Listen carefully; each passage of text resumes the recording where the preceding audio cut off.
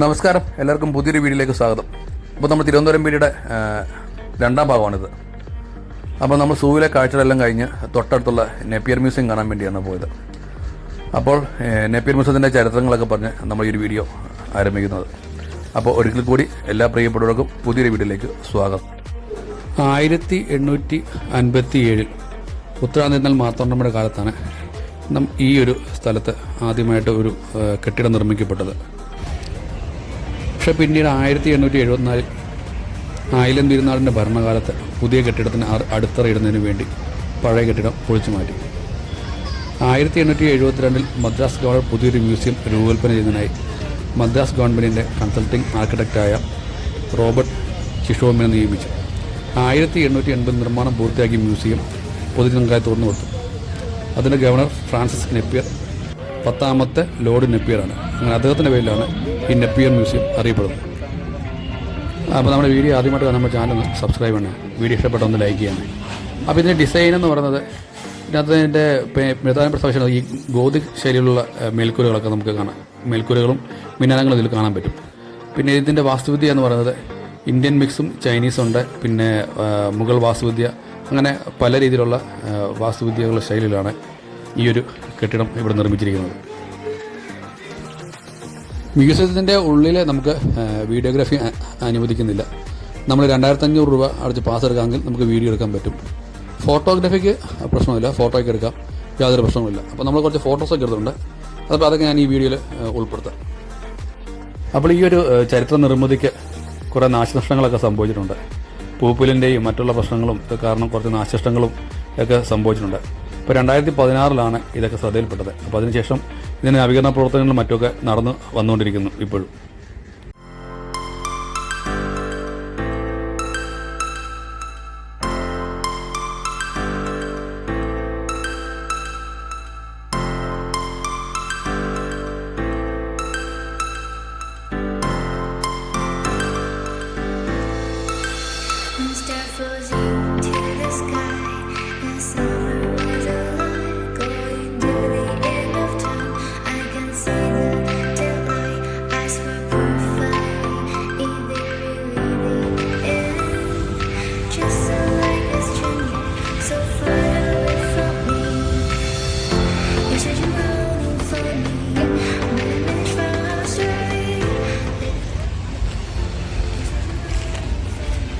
അപ്പോൾ ഞങ്ങൾ ഈ പ്രിയദർശിനി പ്ലാനറ്റോറിയം വന്നപ്പോഴത്തേക്കിന് 3 മണിക്കത്തെ ഷോയ്ക്ക് ടിക്കറ്റ് പോകാൻ കാണാൻ പറ്റിയില്ല.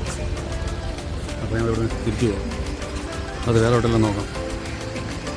ഇവിടെ ഗ്ലോബൊക്കെ ഉണ്ട്. ക്ലോക്കിൻ്റെ കുറേ മോഡൽ ഉണ്ടാക്കിയിട്ട് അവിടെ ഒരു യുദ്ധവുമാൻ ഉണ്ടാക്കി വെച്ചത്. പക്ഷെ നല്ലൊരു ഷോ ആയിരുന്നു പ്ലാനറ്റോറിയത്തിൽ. മിസ്സായിപ്പോയി. സെക്കൻഡ് സാറ്റർഡേ ഇല്ലായിരുന്നു. സെക്കൻഡ് സാറ്റർഡേ കാരണം സ്കൂൾ കുട്ടികൾ ഇഷ്ടം പോലെ ഉണ്ട്. അതാ ഫില്ലായിപ്പോയത്.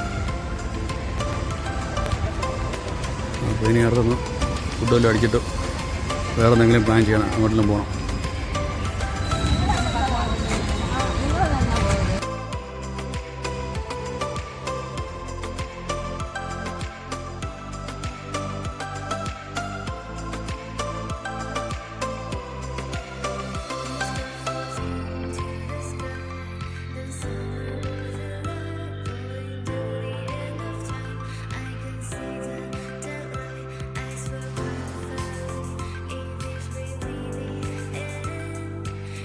അപ്പോൾ സൂവിലും മ്യൂസിയത്തിൽ നിന്ന് ഞങ്ങൾ ഇറങ്ങി പിന്നെ പോയത് നമ്മുടെ പ്ലാനറ്റോറിയത്തിലോട്ടാണ്.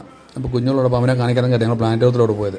പക്ഷേ ചെന്നപ്പോഴത്തേക്കും സെക്കൻഡ് സാറ്റർഡേ ആയിട്ട് ഫുള്ളായിപ്പോയി. സ്കൂൾ കുട്ടികളൊക്കെ ഒരുപാടുള്ളതുകൊണ്ട് നമുക്ക് ഫുള്ളായിരുന്നു. അപ്പോൾ നമുക്ക് പറഞ്ഞാൽ ഈ ഷോയ്ക്ക് കിട്ടത്തില്ല, 3 മണിക്കത്തെ ഷോയ്ക്ക് പറ്റത്തില്ല, നിങ്ങൾ 5 മണിക്കോ എന്തോ ഷോ ഉണ്ട്, അതിന് വരാനാണ് പറഞ്ഞത്. പക്ഷേ നമുക്ക് സമയമില്ലാത്തതുകൊണ്ട് നമ്മൾ അവിടെ നിന്ന് ബസ് പിടിച്ച് നമ്മൾ പത്മനാഭസ്വാമി ക്ഷേത്രത്തിൻ്റെ ഭാഗത്ത് നമ്മൾ കിഴക്കേക്കോട്ടെ വന്ന് ബസ് ഇറങ്ങി.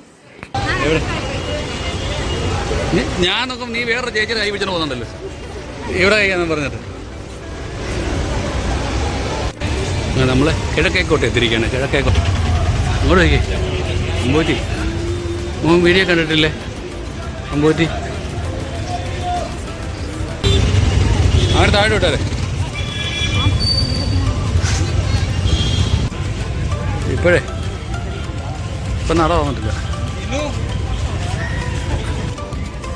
മെയിൻ ആകാം. അകത്ത് കയറണം, എന്നെ സെറ്റപ്പാണ്.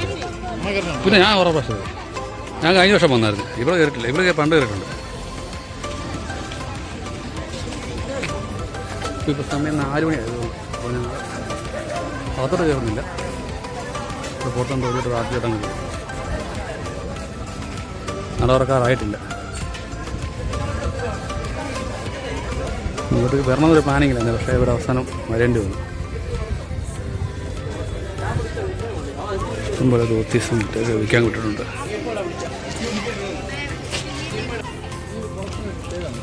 അമ്പലക്കുളം വെള്ളം പറ്റത്തില്ല. ഞാൻ ചോദിക്കുക ഈ കുളത്തിന് പ്രത്യേകത പ്രത്യേകത പറ. ആ പറ. ഞാൻ എടുത്തരാം. ക്ലോക്ക് ഇത് ഒറ്റ ഇത് ഈ സമയം ഇതിനകത്ത് മറ്റേ 2 ആട് അതാത് വന്നുണ്ടോ ഇങ്ങനെ ഇടിക്കും. അപ്പോൾ ഇത് വർക്കിംഗ് ആണെന്ന് എനിക്കത് നേരത്തേക്ക് ഉണ്ടായിരുന്നില്ല. നടന്ന് ഒരു വഴി പോയി.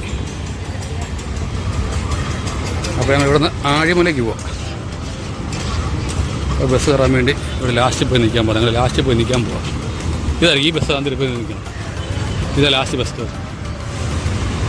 തിയേറ്ററിൻ്റെ അവിടെ നിന്നല്ലേ പറഞ്ഞു. ഇതായിരിക്കും.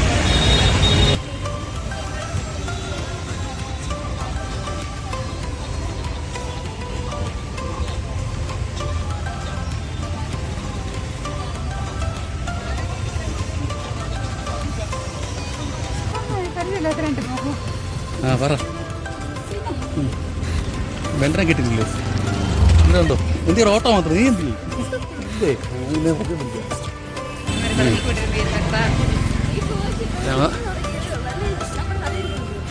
ആഴിമല എത്തി. ഞങ്ങൾ കിഴക്കേക്കോടെ നിന്ന് ബസ് കയറിയ ആഴിമലയിലോട്ട് വന്ന് ബസ്സിന് ഇറങ്ങി ഇപ്പം നടക്കുക.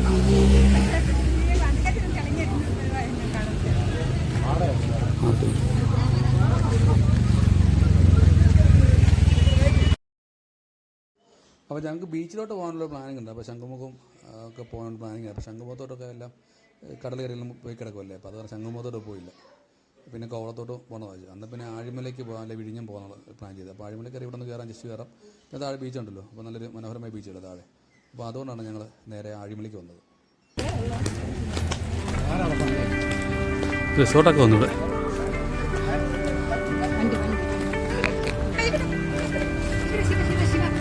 ശിവൻ ശിവൻ ഞാനവിടെ അച്ഛൻ പോയില്ലേ. അപ്പോൾ ഞങ്ങൾ തന്നെ ആഴിമല ക്ഷേത്രത്തിലെത്തി.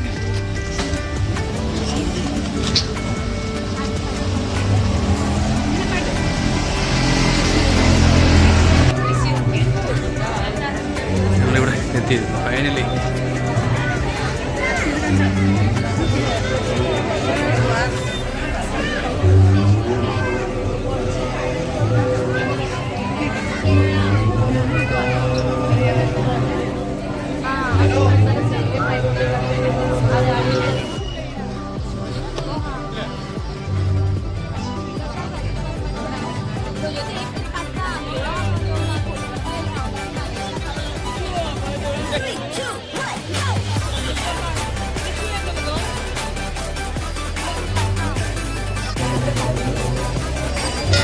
നല്ല തിരക്കുണ്ട്. ഇന്ന് ശനിയാഴ്ചയുണ്ട്, നല്ല തിരക്കുണ്ട്.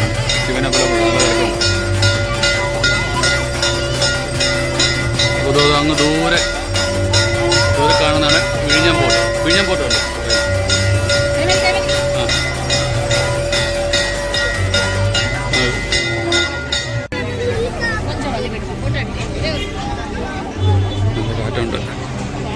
നല്ല കാറ്റുണ്ട് കണ്ടോ. വിഴിഞ്ഞം പോട്ട് കണ്ടോ, അവിടെയാണ് വിഴിഞ്ഞം പോട്ട്.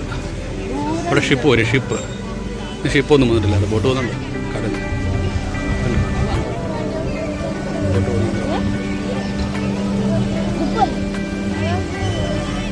കടൽ കണ്ടോ.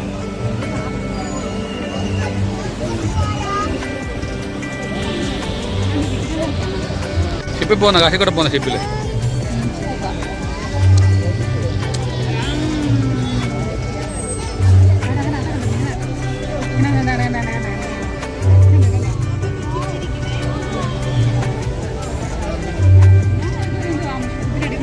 വെച്ചേക്കാണ്, വിഗ്രഹം വെച്ചേക്കാണ്. ഏത് ഇനി ഇവര് ബീച്ചിൽ അത് ഇറങ്ങാം, നമുക്ക് നോക്കാം. വന്നിട്ട് എന്നിട്ട് ഇവിടെ നിൽക്കുന്നത് എന്തിനാ? കുറച്ച് എന്നിട്ട് അടുത്ത് എത്താം, സമയം കളയാതെ.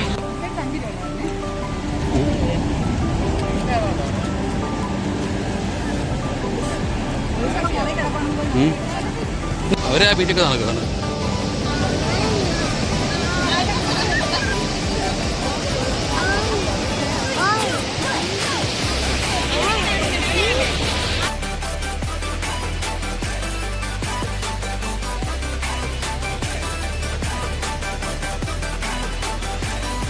ഇവനെ ഭയങ്കര അപ്പോൾ ഞങ്ങൾ ആഴിമല എന്നെല്ലാം തിരിച്ചിറങ്ങി. ആഴിമലയോട് തിരിച്ചു വരില്ല, ഇപ്പം വഴി കഴുകി കയറി. ഇവിടെ ഒരു പള്ളിയുണ്ട്, പള്ളിയൊക്കെ ഉണ്ട്. ഏത് പള്ളി നടത്തില്ല, ഇവിടെ ഒരു പള്ളിയുണ്ട്. നമ്മൾ പോയില്ല പോട്ടെ. പോയി ഇതുവഴി നടന്ന് ഇനി ബസ് സ്റ്റോപ്പ് തപ്പണം. ബസ് സ്റ്റോപ്പ് തപ്പി അയ്യോ. അപ്പോൾ ഞങ്ങൾ ആഴിമലയിൽ നിന്ന് ഞങ്ങൾ താഴെയുള്ള ബീച്ചിലേക്ക് ഇറങ്ങിയപ്പോൾ സെക്യൂരിറ്റി പറഞ്ഞ അവിടുത്തെ ഗേറ്റ് ക്ലോസ് ചെയ്യും, ഇരുട്ടായി. അപ്പോൾ ഞങ്ങൾ ഇതുവഴി പോകാൻ പറ്റുമോ, ഇതുവഴി പോകാൻ ബസ് കിട്ടുമെന്നൊക്കെ പറഞ്ഞു. പക്ഷേ അതൊരു തീരുമാനം തെറ്റായിപ്പോയി എന്ന് പറഞ്ഞാൽ കുറച്ച് ദൂരം നടക്കേണ്ടി വന്നു. അപ്പോൾ അവിടുത്തെ ഒരു കോഫി ഷോപ്പുണ്ട്, അവിടുത്തെ പിള്ളേർ വെച്ച് പറഞ്ഞു, ചേട്ടാ കുറച്ച് ദൂരം നടക്കാനുണ്ട്, എന്നാലേ ബസ് കിടത്തുള്ളൂ എന്ന് പറഞ്ഞു. പക്ഷേ എന്നാൽ തന്നെ ഞങ്ങൾക്ക് അവിടുത്തെ ഒരു ബസ് വന്നു. അപ്പോൾ ബസ് കയറിയപ്പോഴത്തേക്കിന് അത് അവിടം വരെ ഉള്ളൂ. അവിടെ തിരിച്ച് വന്നപ്പോൾ ഞങ്ങളത് കയറി. അപ്പോൾ കൊച്ചുപള്ളി സ്ഥലമുണ്ട്, കൊച്ചുപള്ളി സ്ഥലത്ത് ഇറങ്ങിയാൽ അപ്പോൾ നമുക്ക് തിരുവനന്തപുരത്തിനുള്ള ബസ് കിട്ടുമെന്ന് പറഞ്ഞു. അപ്പോൾ ഞങ്ങൾ ആ ബസ്സിനകത്ത് കയറിയിരുന്നു, കൊച്ചുപള്ളിയിലോട്ട് വന്നിറങ്ങി.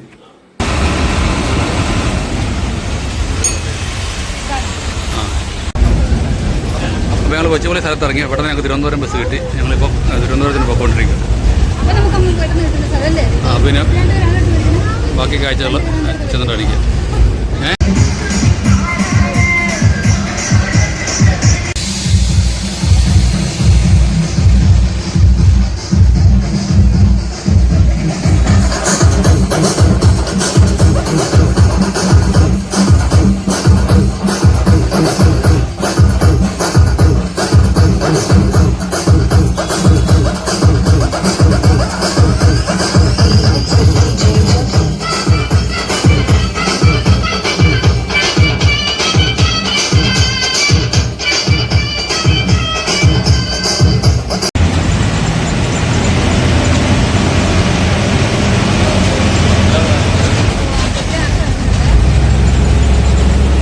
അപ്പോൾ ഞങ്ങൾ തിരുവനന്തപുരം ബസ് സ്റ്റാൻഡിൽ വന്നിറങ്ങി.